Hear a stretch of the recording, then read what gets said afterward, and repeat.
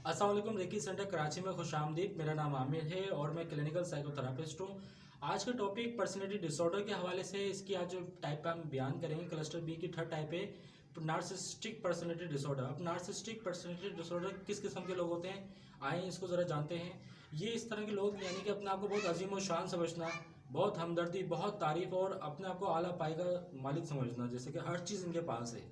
कुछ पॉइंट की जरिए इसको वजाहत करते हैं कि किन वजूहत के जरिए आप जान सकते हैं किसी भी शख्स के अंदर ये प्रॉब्लम है।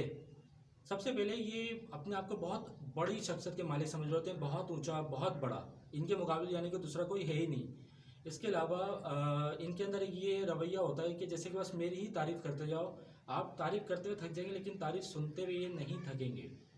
इसके अलावा ये जो अपने आप को समझते हैं कि जैसे मैं बहुत यूनिक हूँ और बहुत स्पेशल हूँ और हाई फाई स्टेटस का मैं बहुत मालिक हूँ।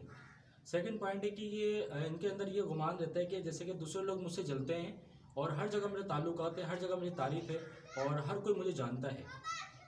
और सेकंड पॉइंट ये है कि इनके अंदर ख़ास किस्म का एटीट्यूड होता है कि जैसे कि लोगों को एटीट्यूड अपने चीज़ों पे होता है, खूबसूरती पे होता है, लेकिन इनका एटीट्यूड जो है तमाम चीज़ों पे होता है, यानी कि बस मैं ही हूँ सब कुछ।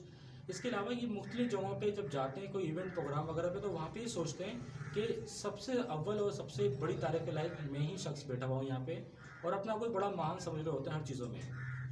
और ये अक्सर ये बेशतर ये फैंटेसी वर्ल्ड में रहते हैं जिसमें अनलिमिटेड इनको सक्सेस मिल रही होती है, कामयाबी उनके कदम चूम रही होती है, ये बहुत आगे जा रहे होते हैं, इवन किसी को ख्वाब ख्याल में ही होता है। और इनके साथ अक्सर ऐसा यकीन भी शामिल होता है जिसमें ये सोचते हैं दोस्तों को कि तुम एहसान मंद रहो मेरे, मैं तुम्हारा दोस्त हूँ। इवन के पेरेंट्स को भी कहते कहते हैं कि शुक्र करो मैं पैदा हो गया, मैं तो बड़ा यूनिक हूँ।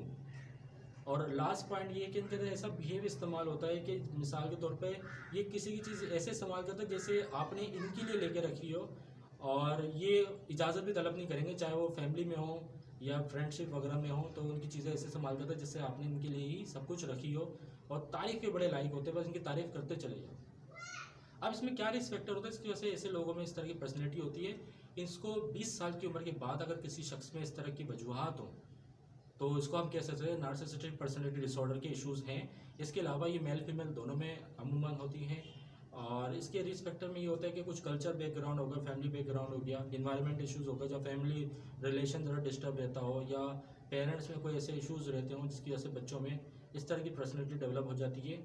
और ये 20 साल के बाद हम किसी भी डायग्नोस कर सकते हैं, अदरवाइज़ ये छोटी एज में तो कोई और डिसऑर्डर हो सकता है। अब इसमें क्या चीज़ बेहतर रहती है, इसको इनको मैनेज किया जाता है, इसमें हिप्नोसिस, साइकोथेरापी और कुछ इनके अंदर मेडिटेशन वगैरह इनको कराए जाते हैं, और कुछ माइंड टेक्निक्स इनको कराई जाती है जिससे इनकी सेल्फ इमेज में थोड़ा इफेक्ट आए और इनकी पर्सनैलिटी भी थोड़ी आहिस्ता आहिस्ता चेंज हो, लेकिन इनके सेशन थोड़े से लॉन्ग टर्म चलते हैं।